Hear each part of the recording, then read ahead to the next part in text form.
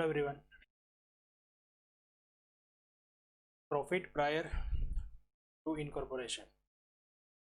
Last બે લેક્ચરમાં આપણે profit or loss prior to incorporation કઈ રીતે ફાઇન્ડ કરવાનું છે અને એના માટે એક સ્ટેટમેન્ટ તૈયાર કરવાનું હોય છે. તો તે સ્ટેટમેન્ટ કેવી રીતે તૈયાર થશે એના માટેના અગત્યના પોઈન્ટ્સ અને સ્ટેટમેન્ટ કેલ્ક્યુલેશન જોઈ હતી. આપણે એવું કહી શકીએ કે profit prior to incorporation find કરવા માટે આપણે જે મેથડ યુઝ કરીએ છીએ એ મેથડમાં સૌથી પહેલાં તો આપણો જે ગ્રોસ પ્રોફિટ છે એ ગ્રોસ પ્રોફિટને ડિવાઈડ કરી દઈએ છીએ આપણે પ્રી એન્ડ પોસ્ટ પીરિયડમાં રેશિયો, એટલે કે ગ્રોસ પ્રોફિટથી આપણે સ્ટાર્ટ કરીએ છીએ. મેથડ આપણી જે છે એના અંદર એવું છે કે પહેલાં આપણે આખા વર્ષ માટે એક પ્રોફિટ ફાઇન્ડ કરી લઈએ છીએ. એ આખા વર્ષને પછી આપણે બે સમયમાં વહેંચી દઈએ છીએ, પ્રી પીરિયડ અને પોસ્ટ પીરિયડ. ત્યાર પછી જે ખર્ચાઓ છે અને જે આવકો છે, આવકને આપણે એમના આધારમાં એટલે કે કયા પ્રમાણમાં જે છે એ પ્રમાણે વેચવા એ ચોક્કસ આધાર લઈ અને આપણે એને.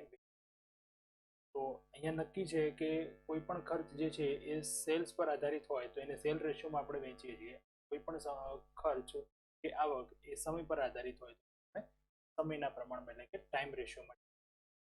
તો અગત્યનું છે અહીંયા આપણે ટાઈમ રેશિયો અને સેલ રેશિયો કઈ રીતે ફાઇન્ડ કરવો. તો ટાઈમ રેશિયો છે એ ટાઈમ રેશિયો ઇઝી છે, જેના માટે આપણી પાસે 3 ડેટ્સ આપેલી હોવી જોઈએ. First purchase date, second incorporation date and third final account date. Okay, આ 3 ડેટ જો આપણને આપેલ હોય તો આપણે બંનેને આ જે પૂરો સમય છે એને સમયને આપણે બે ભાગમાં વેચીએ તો આપણને ત્યાં ટાઈમ રેશિયો મળી ગયા પછી જ આપણે સેલ રેશિયો ફાઇન્ડ કરી શકીએ, કારણ કે સેલ્સ રેશિયો એટલે કે પ્રી પીરિયડનું સેલ કેટલું અને પોસ્ટ પીરિયડ. હવે સેલ્સની જે ઇન્ફોર્મેશન છે એ આપણને અલગ અલગ રીતે આપેલી હોય છે. ટાઈમ રેશિયો માટે આપણે કોઈ એટલી બધી ઇમ્પોર્ટન્ટ અલગ અલગ વિગતો નહીં આપી હોય, પણ સેલ્સ જે છે સેલ્સનો અંદર આપણને અલગ અલગ વિગત. તો લાસ્ટ આપણે જોયું હતું કે સેલ્સનો ટ્રેન્ડ આપેલો હતો, એટલે કે બે મંથ માટે આપણને અલગ અલગ રેશિયોસ આપેલા, એ પરથી આપણે ટોટલ સેલ ફાઇન્ડ કરી અને સેલ રેશિયો. બરાબર છે. આ અંદર જે અલગ અલગ તો આવે છે એ રેશિયોસની કેલ્ક્યુલેશન જે કઈ રીતે આવે છે એ ખાસ સમજ. બરાબર છે. ચલો આજે આપણે એવા જ ક્વેશ્ચન સાથે જોઈએ. એના અંદર તમને સેલ્સ રેશિયોની કેલ્ક્યુલેશન, ખાસ અગત્યની જે ડેપ્રિસિએશનની કેલ્ક્યુલેશન છે, આ બધા પોઈન્ટ્સ ખાસ ઇમ્પોર્ટન્ટ છે. ઓકે,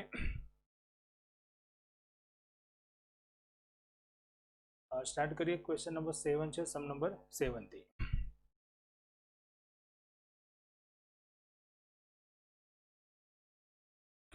સમ નંબર 7 છે, Anugrah company limited was incorporated on 1/4/10. Purchase a running business of Messrs. Sanjit and A company છે એ કંપનીની સ્થાપના કરવામાં આવે છે, અનુગ્રહ કંપની લિમિટેડ બનાવવામાં આવે છે, જેની સ્થાપના એટલે કે ઇનકોર્પોરેશન થાય છે 1/4/10. To purchase running business of messrs Sanjit brothers, Sanjit બ્રધર્સનો બિઝનેસ પરચેસ કરવા માટે, એટલે કે સંજીત બ્રધર્સનો બિઝનેસ પરચેસ કરી અને કંપનીની સ્થાપના કરવામાં આવે છે. બરાબર.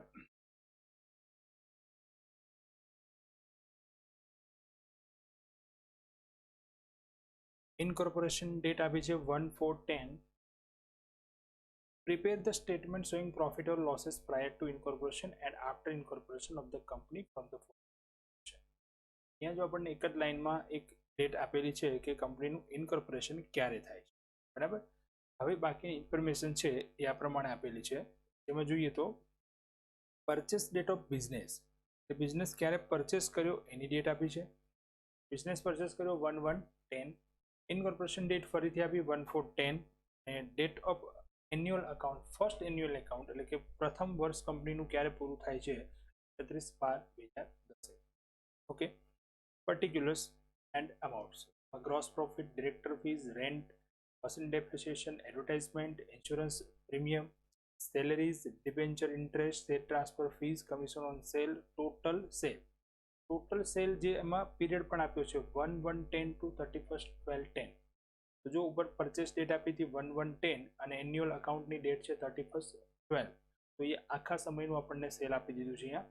ત્યાર પછી સૂચના આપી છે sales for the month for the period from 1/4/10 to 31/12/10. એટલે 1/4/10 થી આપણને 31/12/10 સુધીનું સેલ્સ આપી દીધું. એટલે 1/4/10 એક ઇનકોર્પોરેશન ડેટ છે, તો 1/4/10 થી એન્યુઅલ અકાઉન્ટ સુધીની જે પીરિયડ છે એ કયો પીરિયડ ગણાય છે? Post period. ટોટલ સેલ આપ્યું, એમાંથી પોસ્ટ પીરિયડનું સેલ કેટલું છે એ આપી દીધું, તો બાકી વધશે એ કયું સેલ હશે? Pre period. તો આના પરથી આપણને સેલ રેશિયો મળી શકે. Okay. Machine was purchased on 18/1/10. Machine ક્યારે ખરીદ્યું છે એની સૂચના આપી છે. 18/1/2010 મશીન ખરીદ્યું. And the same machine was sold on 12/6/10. અને આ જ મશીન 12/6/2010 વેચવામાં આવ્યું. Depreciation is charged for the period including both days of machine purchased and sold. જે ડેપ્રિસિએશન આપણને ઉપર આપેલ છે પોઈન્ટ નંબર 7 માં, જો મશીન ડેપ્રિસિએશન, એ મશીન ડેપ્રિસિએશનનો જે એમાઉન્ટ છે એ એમાઉન્ટ પર ડેપ્રિસિએશન કઈ રીતે ગણ્યું છે? તો બોથ ડે ઇન્ક્લુડ, એટલે કે પરચેસ કર્યું એ તારીખ અને સેલ કર્યું એ તારીખ બંને એમાં ઇન્ક્લુડેડ છે. બરાબર, એટલા સમય સુધીનું આપણે ડેપ્રિસિએશન ગણેલું છે. તો આપણે પરચેસ અને સેલ ડેટ ખાસ જોઈ લેવાય. પરચેસ ડેટ છે 18/1/10 અને સેલ ડેટ છે 12/6/10. આ એટલા માટે જોવાની કે આપણું જે પીરિયડ બ્રેકઅપ થાય છે ક્યાંથી થાય છે? 1/4/10 થી. એટલે કે 1/4/10 એ ઇન્કોર્પોરેશન ડેટ છે, એના પહેલા પ્રી પીરિયડ અને પછી પોસ્ટ પીરિયડ. તો પરચેસ ડેટ છે એ ક્યાં આવે છે? જુઓ, 18/1/10 એટલે કે 1/4 પહેલા, એટલે કે પ્રી પીરિયડમાં આવે છે. અને 12/6/10 સેલ ડેટ છે એ પોસ્ટ પીરિયડમાં આવે છે. એનો આપણે ટાઈમ રેશિયોમાં ડિવાઈડ થશે, પણ એ ટાઈમ રેશિયો અલગ રહેશે, જે નોર્મલ ટાઈમ રેશિયો છે એ નહીં. કેમ કે ડેપ્રિસિએશન જે છે એ જ્યારથી સ્ટાર્ટ થયું, મશીન પરચેસ કર્યું ત્યારથી સ્ટાર્ટ થશે અને મશીન સેલ કર્યું ત્યાં સુધીનો જ ખર્ચ છે, એટલા સમયનો જ ખર્ચ છે, આખા વર્ષનો ખર્ચ. તો એના માટે આપણે જે વિગત આપી છે તો ટાઈમ રેશિયો ફાઇન્ડ કરવો પડશે બિફોર ડેપ્રિસિએશન માટે એક. બાકી ટાઈમ રેશિયો જે ગણીશું એ આપણી જે 3 ડેટ છે એના પરથી જે ગણીએ છીએ એ રીતે. બરાબર છે. ચલો, અને હવે વિગત આપી છે તો પહેલા આપણે ગ્રોસ પ્રોફિટ અહીંયા આપી દીધો છે. ફક્ત બે જ વસ્તુ ગણવાની છે, ટાઈમ રેશિયો અને cell ratio.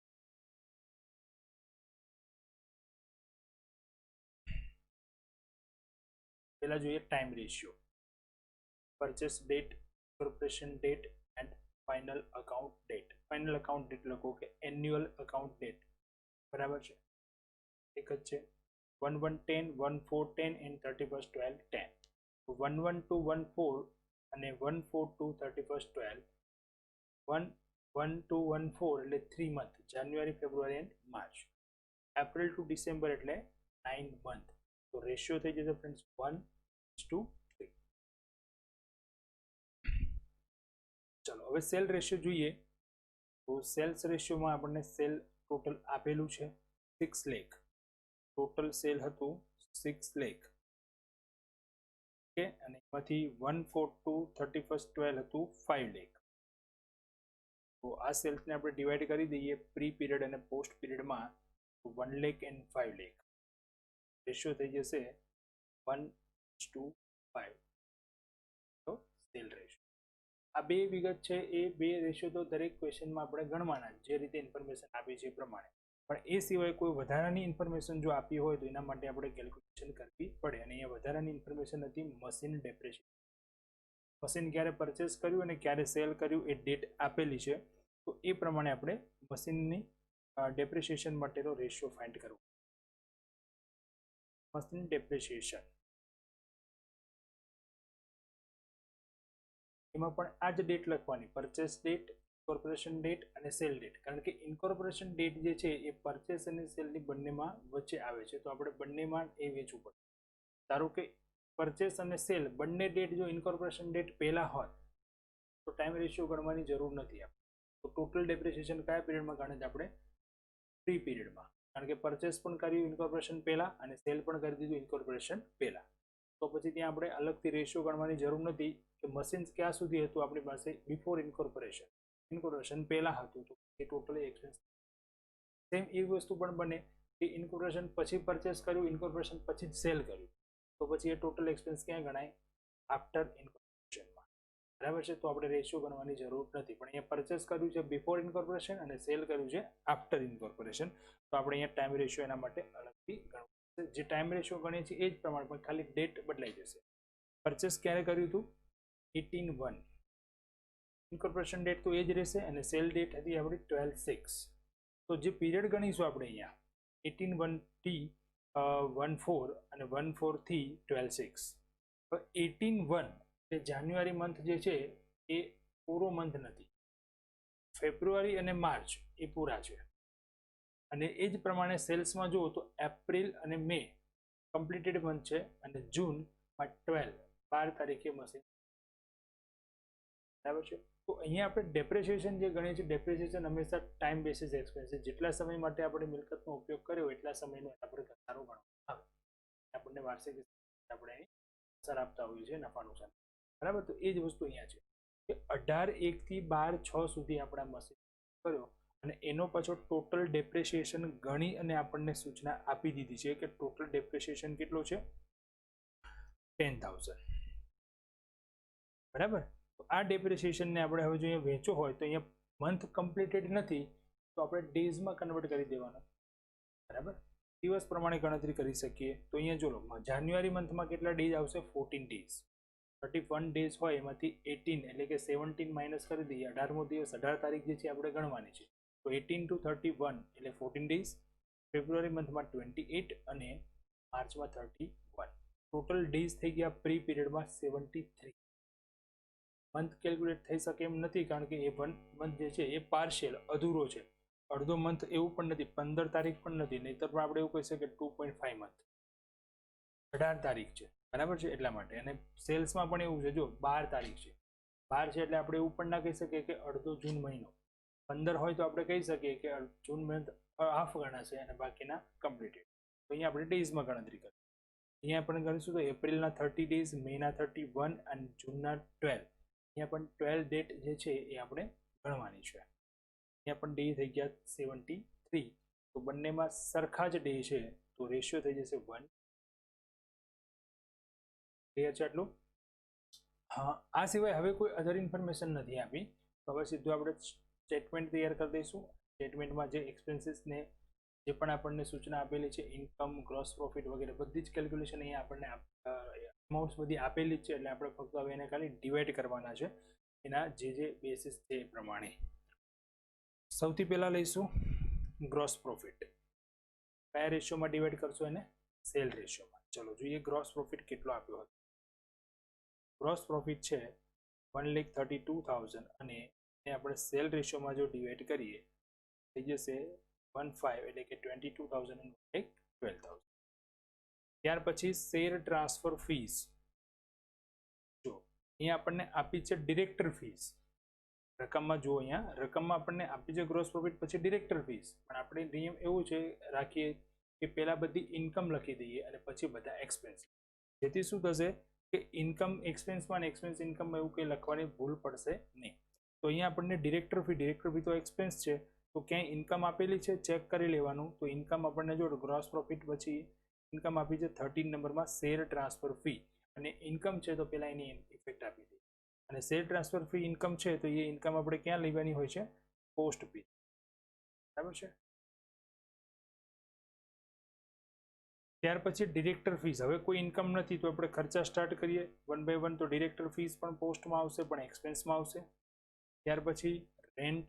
Rent time basis expense છે, ટાઈમ રેશિયો એટલે કે 1/3 ડિવાઈડ કરી દઈશું 6,000 and 18,000.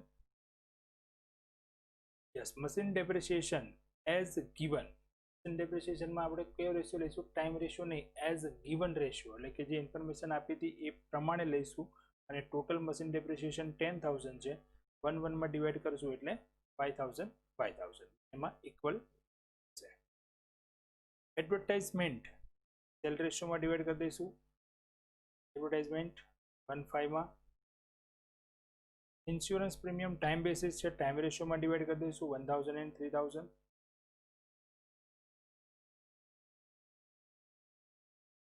ત્યાર પછી insurance premium salaries time ratio. Debenture interest. Debenture તો કંપનીનો એક્સપેન્સ છે તો એ પોસ્ટ પીરિયડમાં ગણાશે. કમિશન ઓન સેલ સેલ રેશિયોમાં ડિવાઈડ થશે. કમિશન સેલ્સમાં આવશે અને સેલ્સમેન સેલરી હોય તો એ ટાઈમ રેશિયોમાં આવશે.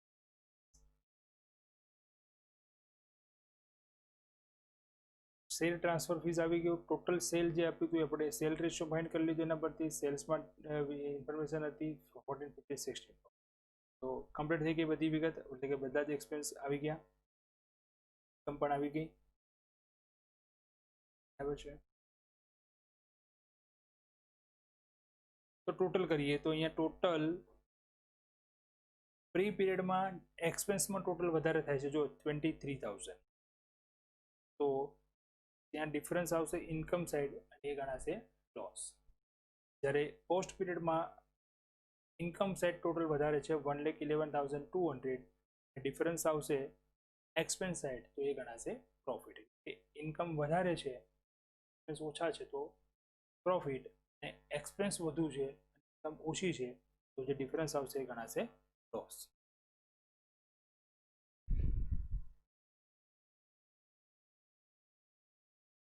નેક્સ્ટ ક્વેશ્ચન છે question number 2.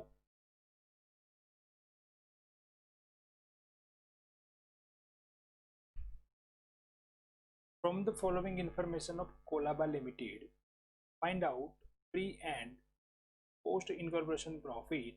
State what percentage dividend can be declared by the company to its shareholder. તો વધારે ક્વેશ્ચન અહીંયા ખાલી ખર્ચા પ્રોફિટ ડિવાઈડ કરવાનો નથી. પ્રોફિટ ડિવાઈડ થઈ ગયા પછી કંપનીના શેર હોલ્ડરને કેટલા ટકા ડિવિડન્ડ ડિક્લેર કરી શકે. What percentage dividend can be declared by the company to its shareholder. Company કેટલા percentage dividend declare કરી. Okay. First, date of purchase of business purchase ની date of receipt of certificate of incorporation ની date, gross profit 2010 નો 17,290, expenses salary, preliminary expense, bad debts, miscellaneous expense. Amount of salary include director fees 3,000. આપણને information આ રીતે આપી છે. એક્સપેન્સનું એક list આપી દીધું એક લાઈનમાં, એક્સપેન્સમાં જે સેલરી આપી છે પછી અલગથી સૂચના આપી કે સેલરીમાં 3,000 છે એ ડિરેક્ટર ફીસ. 6 નંબર છે ઇન્કમ્સ. ઇન્કમમાં છે rent received 120, interest received 60 rupees, sales for month of January, May and August where 1.5 times the average sale of the year. તો અહીંયા સેલ્સ માટેની આ ઇન્ફોર્મેશન છે ખૂબ જ ઇમ્પોર્ટન્ટ. આના પરથી આપણે સેલ રેશિયો કઈ રીતે ફાઇન્ડ કરવાનું છે એ ધ્યાનથી શીખવાનું. Okay, sales for month of January, May and August, એ 3 મહિનાનું સેલ આપણને આપ્યું 1.5, બરાબર, time the average sale of the year, વાર્ષિક જે વેચાણ હોય એનું 1.5 સેલ એ આ મંથમાં છે. Sales for the month of September was twice and the average sale and sales for February is 1/2 the average sale. સપ્ટેમ્બરમાં ટ્વાઇસ છે એવરેજ કરતા, અને પછી ફેબ્રુઆરીમાં છે 1/2 એવરેજ સેલનું 1/2 છે, બરાબર. Whereas sales for the remaining month, આ સિવાયના મંથનું સેલ વેરી યુનિફોર્મ, એક સરખું છે. એટલે કે હવે પછી જે બાકી મંથ રહ્યા એ બધાનું સેલ કેવું છે, એક સરખું uniform. The issue and paid up capital of the company 1 lakh. આ કંપનીની ભરપાઈ મૂડી પેડ અપ કેપિટલ 1 લાખ રૂપિયા છે. ઇશ્યુ એન્ડ પેડ અપ એટલે કે બહાર પાડેલી અને ભરપાઈ. In the accounting year of company ends 31 December 2010. કંપનીનું વાર્ષિક હિસાબી વર્ષ પૂરું થાય છે 31/12/2010. ઓકે, ચલો આટલી ઇન્ફોર્મેશન અહીં આપણને આપી છે. ડેટ ઓફ ઇન્કોર્પોરેશન આપેલી હતી પહેલા, ત્યાર પછી જો date of certificate of incorporation એટલે કે સર્ટિફિકેટ મળ્યું છે મતલબ ઇન્કોર્પોરેશન ડેટ છે, અને એન્યુઅલ અકાઉન્ટની ડેટ આપણને લાસ્ટમાં આપી દીધી. તો આના પરથી પહેલા તો આપણે ટાઈમ રેશિયો ફાઇન્ડ કરી લઈએ. Purchase date, incorporation date and final account date. Purchase 1/1/10, 5/10 and 31st 12/10.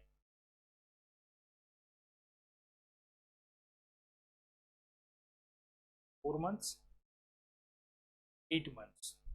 બરાબર 1-1-2-1-5 એટલે કે January, February, March and April. Rest of month 8 પર ટોટલ જાન્યુઆરી ટુ ડિસેમ્બરનો પીરિયડ છે એટલે ફર્સ્ટ 4 મંથ આવે છે. તો નેક્સ્ટ પીરિયડમાં થઈ જશે 8 મંથ. રેશિયો થઈ જશે 1/. હવે જોઈએ સેલ્સ માટેની. તો જ્યારે તમને સેલ્સની આ વિગત આપેલી હોય ત્યારે આપણે સેલ રેશિયો કઈ રીતે ફાઇન્ડ કરીએ છીએ? તો સૌથી પહેલા અહીંયા બધાનું જે આધાર છે ને એ આધાર સેલ્સનું જે ડિપેન્ડન્ટ અહીંયા જે બેઝ છે શું છે? એવરેજ છે. ટોટલ આખું જે પીરિયડ આપણને આપેલું છે ક્યાંથી છે? જાન્યુઆરીથી ડિસેમ્બર, એટલે કે ટોટલ 12 મંથ, 1 યર. બરાબર છે? આ ક્વેશ્ચનની અંદર ક્યારેય જરૂરી નથી કે 12 મહિના જો પીરિયડ આપણને આપેલો, 12 મંથ જ આપેલા એવું કમ્પલસરી નથી. એ ગમે ત્યારે પોતાનું વાર્ષિક હિસાબો બનાવી શકે, એટલે કે માર્ચમાં, એટલે કે 31 માર્ચે એનું વર્ષ પૂરું કરી શકે અથવા 31 ડિસેમ્બરના રોજ કરી હિસાબો કમ્પ્લીટ કરે ફર્સ્ટ યર માટે. પછી તો એનું નોર્મલ જે રૂટીન છે એ જાન્યુઆરી ટુ ડિસેમ્બર હોય અથવા તો એપ્રિલ ટુ માર્ચ જે પણ હોય એ પ્રમાણે લેશે. બરાબર? ચલો અહીંયા જોઈએ તો આધાર જે એવરેજ સેલ પર આપેલો છે, તો average sales of the year એટલે કે વર્ષનું વાર્ષિક સરેરાશ વેચાણ. વાર્ષિક સરેરાશ વેચાણ પછી જો અહીંયા ક્યાંય આપણને વેચાણની કોઈ પણ ટોટલ એમાઉન્ટ કે પ્રી પીરિયડમાં આટલું હતું કે પોસ્ટ પીરિયડમાં આટલું હતું એવું કંઈ જ આપેલું નથી. ખાલી આપણને દરેક મંથની કમ્પેરિઝન આપી દીધી કે આ મંથમાં આટલું વેચાણ હતું, આ મંથમાં આટલું વેચાણ. બરાબર છે? તો એ પરથી આપણે અહીંયા સેલ રેશિયો ફાઇન્ડ કરવો છે. બરાબર? હવે એવરેજ સેલ કઈ રીતે મળે? તો એવરેજ સેલ જાણવા માટે આપણે શું કરવું પડે? ટોટલ સેલ જોઈએ. ધારો કે ટોટલ સેલ 12 રૂપિયા છે. 12 એટલા માટે કારણ કે આપણને 12 મંથ યરલી છે એટલા માટે 12 મંથ, સોરી 12. તો એવરેજ સેલ 12 ડિવાઇડ બાય 12 કેટલું થઈ જાય? 1. અહીંયા 12 જ કેમ લીધું? 100 કેમ ના લીધું? કે 50 કેમ ના લીધું? કે 10 કેમ ના લીધું? બરાબર? તો અહીંયા જો દરેક જે મંથના સેલ્સ જે છે ને એ સેલ્સને કમ્પેર કર્યું છે એવરેજ સેલ સાથે. તો એવરેજ સેલમાં કોઈ મંથમાં 1/2 છે, કોઈ સેલ જે છે એ કેવું છે? તો કે એવરેજ સેલ 1/2 છે, કોઈ સેલ છે તો કે 1.5 છે, કોઈ ટ્વાઇસ છે. તો એક એવરેજ જો મળી જાય તો એને આપણે મલ્ટીપ્લાઇડ કરવામાં, એના ગણા કરવામાં ગણતરી સરળ રહે. આપણે 24 પણ લઈ શકીએ, 10 પણ લઈ શકીએ, 100 પણ લઈ શકીએ, ગણતરીમાં બરાબર નહીં. એટલા માટે આપણે શું કરવાનું છે? જ્યારે પણ તમને આવી રીતે સૂચના આપી હોય તો આપણે ટોટલ સેલ ધારી લેવાનું 12 ડિવાઇડ બાય 12 મંથ કરીએ એટલે આપણને એવરેજ સેલ મંથનું મળી જાય, એટલે સોરી યરલી મળી જાય 1. હવે જે પણ પીરિયડ આપેલો છે પીરિયડ પ્રમાણે જો જોઈએ તો જાન્યુઆરી ટુ ડિસેમ્બર એટલે જાન્યુઆરી, February, March, April, October, December આ પીરિયડ આપણે લખી દીધો કે દરેક મંથમાં સેલ્સ અલગ અલગ છે માટે બંને પીરિયડ અલગ પાડી દીધા. જાન્યુઆરી, ફેબ્રુઆરી, માર્ચ, એપ્રિલ આ પ્રી પીરિયડ છે. મે ટુ ડિસેમ્બર એ પોસ્ટ પીરિયડ. હવે અહીંયાથી ચેક કરો, જો જ્યાં પણ તમને જે મંથનું સેલ્સ આપેલું છે એ સેલ્સ પહેલા લખી દો. જાન્યુઆરીનું આપેલું હતું, જો ફર્સ્ટ લાઈન જુઓ અહીંયા જાન્યુઆરી, મે એન્ડ ઓગસ્ટ એનું સેલ હતું 1.5 ટાઈમ એટલે 1/1. બરાબર? જાન્યુઆરી, મે અને ઓગસ્ટ 3 મંથનું સેલ મળી ગયું. પછી સપ્ટેમ્બર માટે સૂચના આપી છે. સપ્ટેમ્બરમાં કયું છે? ટ્વાઇસ. ટ્વાઇસ એટલે 2 થઈ જશે. ત્યારબાદ ફેબ્રુઆરી 1/2, ફેબ્રુઆરીમાં 1/2 એટલે 1/2. Whereas sales for the remaining period were uniform. હવે બાકીના જે મંથ કેટલા વધ્યા? તો જો અહીંયા મે, માર્ચ, એપ્રિલ પ્રી પીરિયડમાં માર્ચ, એપ્રિલ 2 મંથ, અહીંયા June, July, October, November, December 5 + 2 7 મંથનું સેલ્સ અહીંયા બાકી રહ્યું. આપણે ધારેલું છે ઉપર જો ટોટલ સેલ કેટલું હતું? 12. 12 માંથી 5 મહિનાઓમાં કેટલું વેચાણ છે એ આપણને આપી દીધું. હવે બાકી જે વધ્યા એ 7 મંથ. 7 મંથનું જે વેચાણ છે એ બધામાં સરખું છે, એટલે કે એ 7 મહિનાનું વેચાણ સરખું, 12 મહિનાનું નહીં. Remaining month sales are uniform. જે મંથનું સેલ અલગ હતું એ આપણને અલગથી સૂચના આપી દીધી. અને હવે બાકી જે વધ્યું એ 7 મહિનાનું વેચાણ કેવું છે? એક સરખું છે. ટોટલ કેટલું છે? 12. 12 માંથી આપણને આજે આપેલું છે એ બાદ કરી દઈએ તો બાકી વધે એ 7 મહિનાઓનું વેચાણ વધે. કુલ વેચાણ તો 12 છે ને.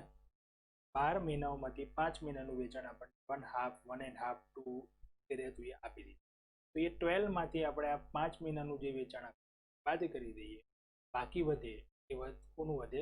7 મહિના જે બાકી રહ્યા એનું ટોટલ સેલ. અને એને આપણે 7 મહિનામાં વેચવા માટે ડિવાઇડેડ બાય 7. બરાબર? તો ગણતરી આ રીતે થશે. Remaining months sale. રિમેનિંગ મંથનું સેલ કઈ રીતે ફાઇન્ડ આપણે કરીશું? 12 છે માઇનસ જે આપેલા છે તમને 1/2 પ્લસ 1/2 પ્લસ 1/2 પ્લસ આ ટોટલ જે છે એ આપણે અહીંથી બાદ કરી દઈએ તો 1.5, 0.5, 1.5 પ્લસ 1.5 પ્લસ 2 થઈ જશે. તો 12 માઇનસ 7 થઈ જશે. બાકી જે વધ્યું એ સેલ કેટલું વધ્યું? 5 રૂપીસ. અને કેટલા મંથનું સેલ થઈ ગયું? 7 મંથ. હવે આપણે 7 મંથમાં યુનિફોર્મલી જો ડિવાઈડ કરવું હોય તો શું કરવું પડે? Remaining months 7 months average cell અથવા તો યુનિફોર્મ સેલ 5/7. 5/7. બધા મંથમાં જે બાકી હતું એમાં લખી દઈએ 5, 7, 5, 7. પછી આ 12 નું ટોટલ કરીએ તો ટોટલ કેટલું થઈ જશે? 12. કેમ કે આપણે ઉપર ગણતરી 12 લઈને જ ગણતરી કરી તો ટોટલ 12 થઈ જવું જોઈએ. અને એવરેજ પાછું 1 થાય. અને એવરેજના આધારે જે પણ સૂચના આપી હતી કે જાન્યુઆરીનું આટલું વેચાણ છે, ફેબ્રુઆરીમાં આટલું છે, માર્ચમાં આટલું છે, આટલું છે, એ બધું અહીંયા આપણને મળે.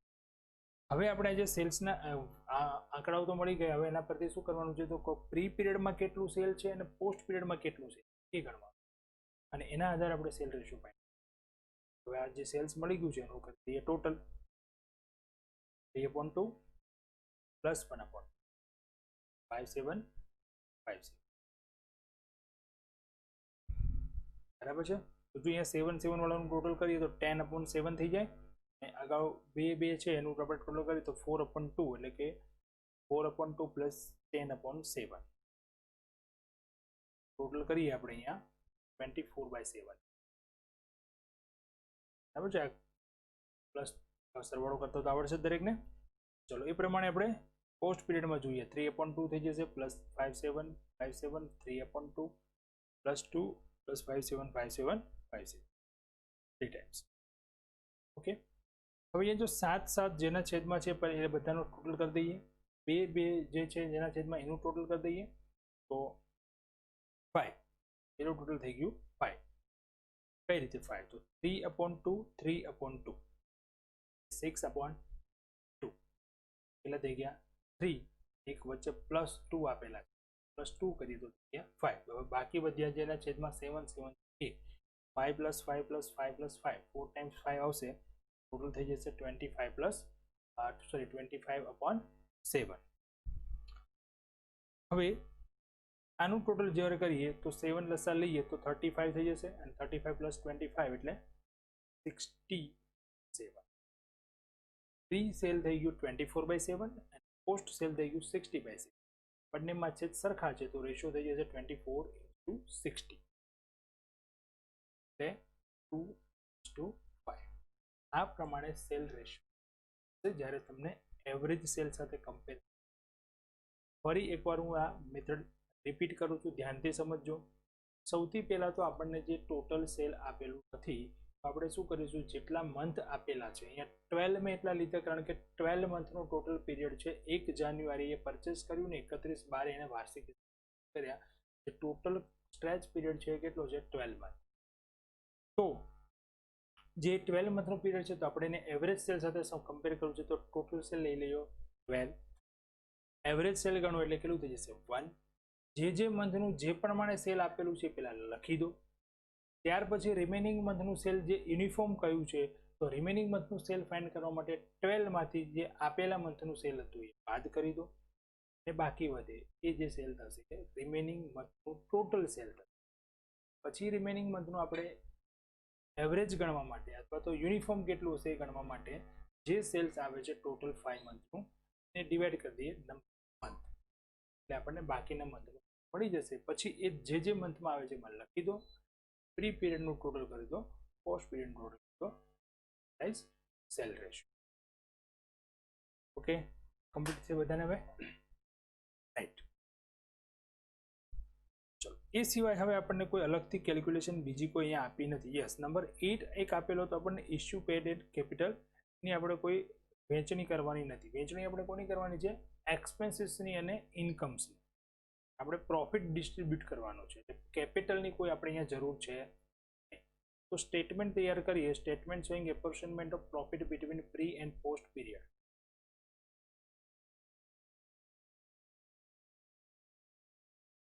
ઓકે, સૌથી પહેલા ગ્રોસ પ્રોફિટ.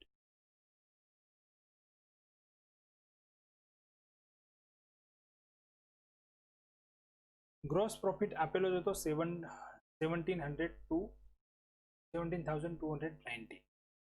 આપણે ગ્રોસ પ્રોફિટ ફાઇન્ડ કરવાની જરૂર નથી, ગ્રોસ પ્રોફિટ કમ્પ્લીટલી આપેલો જ છે, તો આપણે સીધું એને રેશિયો પ્રમાણે ડિવાઈડ કરવું. બરાબર છે, રેશિયો આવી ગયો તો 1/5 ડિવાઈડ થઈ જશે.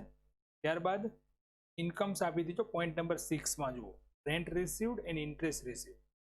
એ લખી દઈએ રેન્ટ રિસીવ્ડ ટાઈમ રેશિયોમાં થશે ડિવાઈડ 1/2 માં, ટોટલ હતું 120. ઇન્ટરેસ્ટ રિસીવ્ડ, ઇન્ટરેસ્ટ પણ ટાઈમ બેસિસ હોય, ટાઈમ રેશિયોમાં 20 એન્ડ 40. ઓકે, ઇન્કમ્સ થઈ ગઈ. હવે બાકી રહ્યા એક્સપેન્સીસ.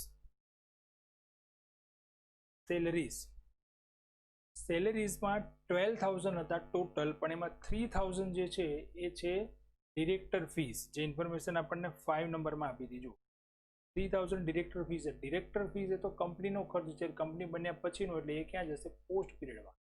તો આપણે સેલરી જે 12,000 છે એને ટાઈમ રેશિયોમાં ડિવાઈડ ના કરી શકીએ. 12,000 માં 3,000 ડિરેક્ટર ફીસ બાદ કરીએ, બાકી વધશે 9,000. એ 9,000 ને ટાઈમ રેશિયો એડ કરી દઈશું, 3,000 એન્ડ 6,000. હવે લખી દઈએ અલગથી ડિરેક્ટર ફીસ, જે પોસ્ટ પીરિયડમાં ગણાશે 3,000.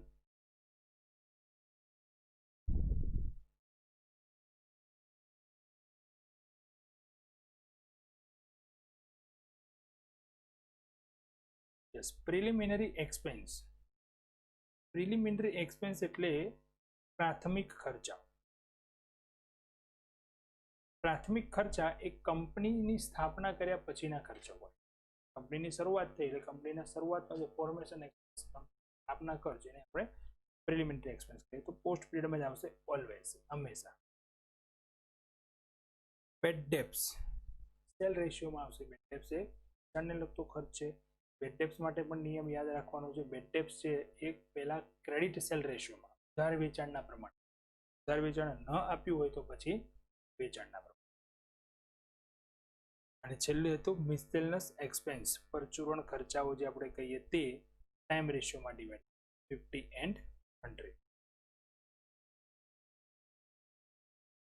બધા ખર્ચાઓ.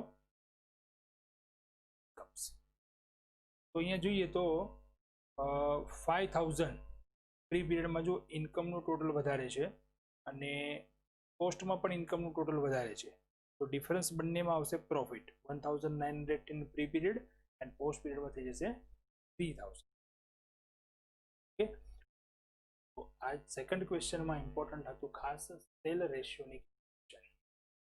7 નંબર જે આપણે કર્યું એના અંદર ખાસ અગત્યની ડેપ્રિસિએશનની મસ્ત ડેપ્રિસિએશન. બરાબર છે.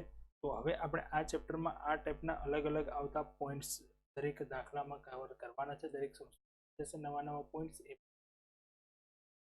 કરી રાખવાના દરેક ક્વેશ્ચનમાં.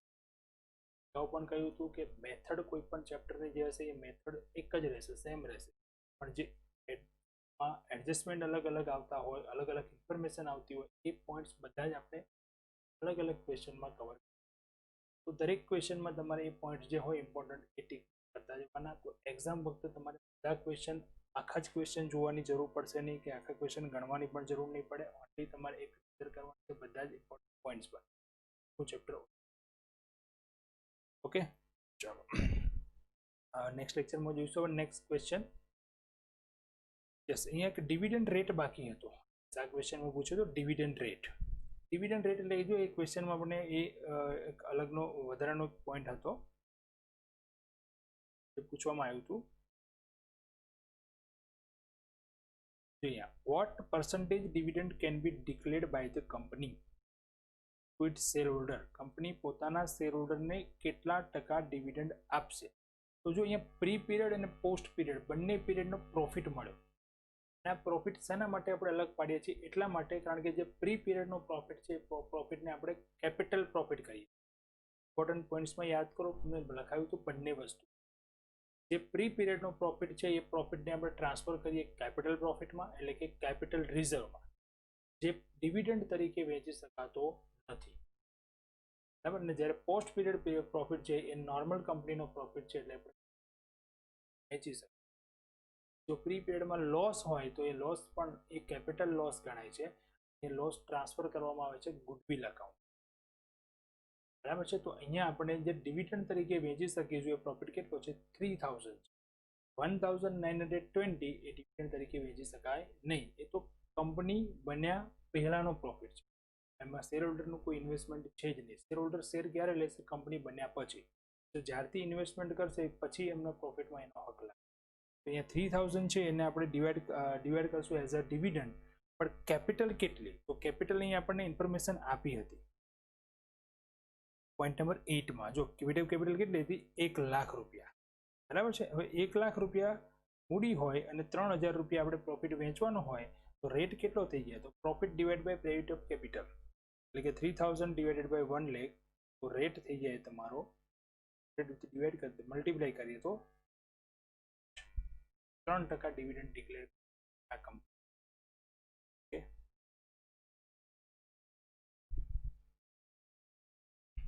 ચલો નેક્સ્ટ વિડીયોમાં મળીશું. Thank you and